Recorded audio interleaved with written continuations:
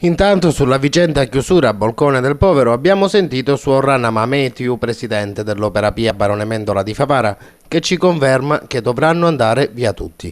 Mi sono rifiutata in passato di firmare delle lettere dove si chiedeva di lasciare la struttura, ma questa volta sono stata costretta a farlo perché non ho più i soldi per pagare i dipendenti.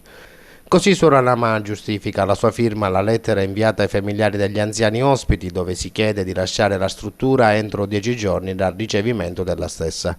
Non appena andranno via gli anziani, ci ha detto, andremo via anche noi.